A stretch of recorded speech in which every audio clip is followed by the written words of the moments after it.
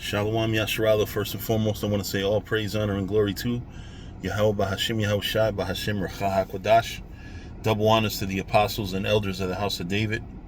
Salutations to you brothers throughout the four corners of the earth, teaching the truth in righteousness and sincerity. To you Israelite foreigners, come back home to the truth. To those that passed on, serving the Lord, the dead in Yahweh Shai shall arise first. To you sisters who believe, keep encouraging and supporting your brothers out here teaching this truth. And always commemorate the sister who washed Yahweh Shai feet when you read the scriptures.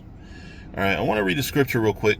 This is a basic scripture that we've been preaching since whenever.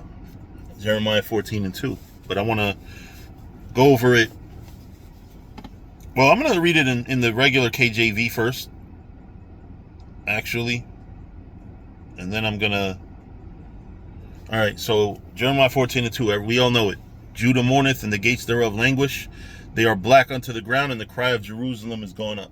Now, here's where we're going to go into the Hebrew.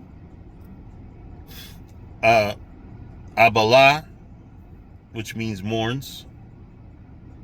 Strong's 56 says lament or mourn, right? Yahawada. I don't have to look that up. You know what Yahawada means. Wa Sha'ai Raya. And her gates. Wa Sha'ai Raya. Her gates. And her gates. Amalalawa. Languish. Quadarwa. Now, we're told that Quadar means dark, which it do. It says be black-ish, make dark, cause to. So they're throwing in the cause to mourn. La aratazah. Now, is the ground mourning? Does the ground have the ability to mourn? Is the ground alive? So this is how you know that they twist it up, because it says they mourn for the land, right? Quadada, in Amalek Hebrew it says Quadada la'aretz. In ancient Hebrew that we speak, it's Quadarwa la aratazah. La means to, aratazah means earth. They are dark to earth. It wouldn't make sense to say they mourn to earth. So this is just a simple, number one, reason to understand and learn and study and read the Hebrew. Very important to read Hebrew.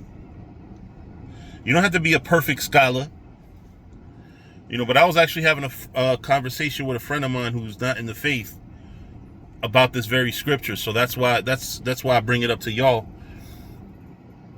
because getting an understanding on the Hebrew means a lot, because you have to understand something. When you deal with any language, you have an issue with something called sense. And what that means is,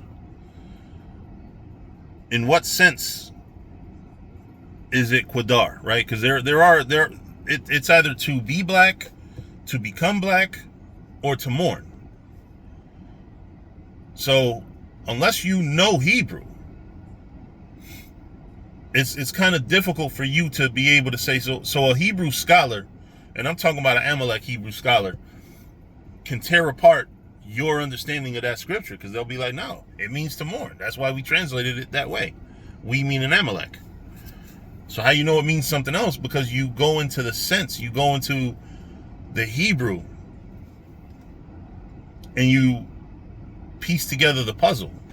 Because you have to understand that to get us to misunderstand who we are and not to know who we are, part of the problem is they have to put out false narratives and information. So here, when they say they mourn for the land, well, first off, la aratazah, la means to.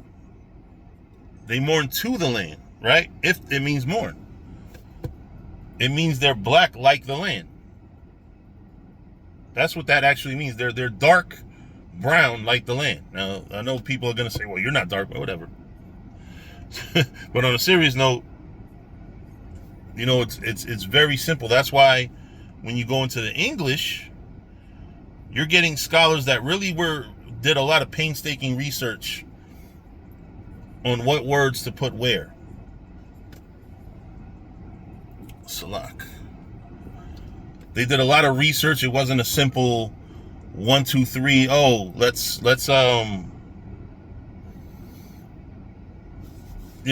just translate word for word.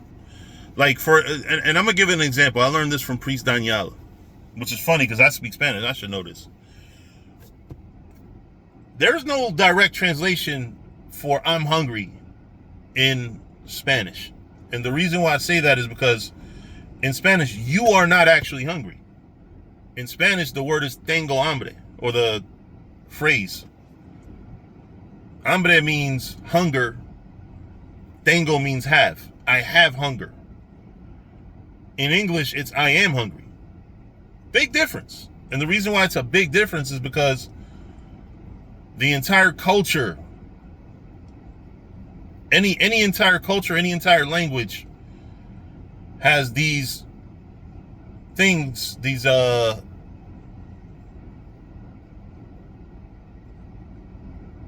rules, grammar.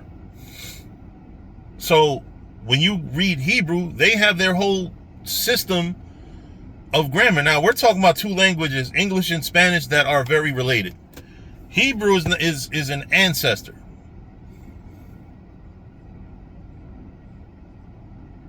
Hebrew is an ancestor. So when you read in English, it might say he was an hungered, but in Hebrew, it might say something that's not totally different, but it basically means what we mean in English by he was hungered and hungered. Where in Spanish we say we have hungered, we have hunger. In English, you are hungry. So if you don't know the difference between that, I don't know how to help you.